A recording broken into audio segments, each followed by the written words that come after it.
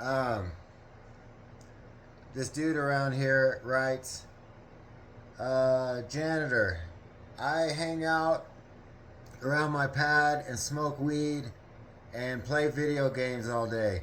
Am I floppy mayonnaise? Yes. Um, Ed from around here wants to know what we do about obsessive thinking. I'm going to address that real quick. It depends on what you mean by obsessive thinking. There's a few different varieties of obsessive thinking. I'm going to talk about a couple of them. I'm the victim myself of obsessive thinking. I think most people are. I think if you ask people, if you really got down to the bottom of it, most people tend to obsess on things, right? Um, that obsession leads to resentment, lots of resentment in the world around us. Well, so I got to thinking about this thing called anger. What is this thing called anger? Anger is a form of obsessive thinking. We'll talk about anger and we'll talk about paranoia, both of which are forms of obsessive thinking. And I got to think about anger and what anger really is, right? You rarely people you rarely hear people really talk about what anger is and really go into the subject step by step and see what exactly is going on here. This thing that is the cause of all the ills of the world. You know, we tend to think of war as being faceless individuals design wars, but in fact, every war that has ever occurred was born in the breast of human beings, anger and resentment and hatred. They just had armies at their disposal, these men that had this anger and hatred and resentment inside their hearts. Okay? And millions and millions and millions and millions and millions upon millions of tens of millions of hundreds of millions of billions have died because of it. Okay? So, Krishnamurti rightly said this. The good Krishnamurti, J. Krishnamurti. He said, you know, the very thing that caused Adolf Hitler to do the horrible things that he did in the mid 20th century, that very same thing is in each one of us. It's just in him it was magnified to an enormous amount. Okay? That same kernel of resentment and hatred. It's the same stuff. It's just in him that is a sort of towering example of of its capability. Okay, the smallest little spark. See this thing right here? This small little flame right here can burn this whole house down in a flash. Okay, and it's the same way with anger. So the question is, what do we do about it? I tell you what, I'm tired of. I'm tired of horse fluff when it comes to these subjects.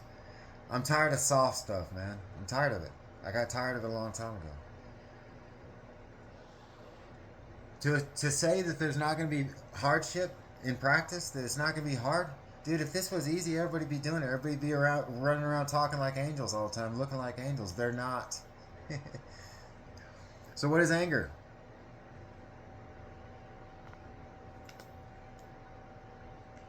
Anger belongs to a class with itches. Itches and anger. Itches. So let's think about itches for a second. Itches and anger. I got the handwriting of a physician. And anger and itches belong to a class of suffering that entails you can do something about it to alleviate the discomfort, because that's what anger is. Like an itch, it is a sensation of discomfort that is demanding something, like an itch does. What does an itch demand? A scratch. What are we doing when we scratch? We take our claws like an animal and we rip at our own skin, okay, until we cause injuries. And that temporarily alleviates that feeling of itching. Okay? Well, in like manner, when I am angry at somebody, there is a powerful desire for me to take my nails, so to speak, and scratch that thing by saying something barbed. with my tongue. Instead of using my claws, go to jail for that. Use my tongue, don't go to jail. Nobody goes to jail for that, right? That's why everybody does it.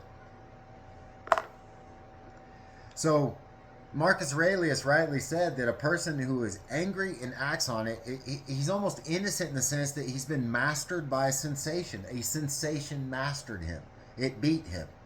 And he acted to alleviate the sensation in the short term. Now, as everybody knows, when somebody gets on your nerves and you slip and you let it go and you scratch that itch and you strike them with your tongue, right? You know what that does. It causes suffering. It comes back. It causes suffering. That person gets mad and you can't undo it, right? Now you've cut them with your mouth. Okay? And now all the chain of suffering that follows, okay? The conflagration, the blaze, right? So what is this feeling of urge? What is the urge? We know in a physical sensation, in the itch, we know what the urge is. It's some irritation on the skin. It demands attention. It's two parts. There's the thing and the attention it demands and the urge to do it. What is the urge in anger? We want justice. Think about the scales of justice. We want justice. It is innate. Look at an animal, okay? You can be petting a dog and you'll stand up and accidentally step on its paw and it'll bite you. It doesn't think about it. Instantaneous. Automatic. Right? Because justice, then what do you say? Okay, that's justice. Well, what does that mean? So anger is the yearning for justice. Okay. But what is justice? Okay. There's a third thing. Anger equals justice, my personal sense of justice. Okay. Something has happened to me and I need to reciprocate to complete this process of justice, which the culprit that nobody talks about, that I'm misspelling probably, symmetry. Anger is the urge for justice, and justice is the urge for symmetry ultimately. Okay? Where am I at? 9 minutes. I better wrap this particular little thing up. Anger equals justice equals symmetry. Have you ever been walking around and, if there's anyone out there who's injured or anything, I'm sorry. Have you ever been walking around and you just happen to see somebody who's missing an eye or an ear? It's shocking. Because we expect symmetry. Everything about me that you see is symmetrical. My eyes, my nostrils, my teeth, my ears, everything. The geometry of my face is symmetrical. Everything is symmetrical in my body. There's two of everything, right? Symmetry is deeply, deeply, deeply interwoven into nature. Okay? And this is not a conscious urge for symmetry. This is an unconscious urge. This is a deep primordial demand that is intrinsic in us. Okay? It comes from the chthonic regions of our being. This deep longing, yearning for symmetry. Okay? And that's what anger is.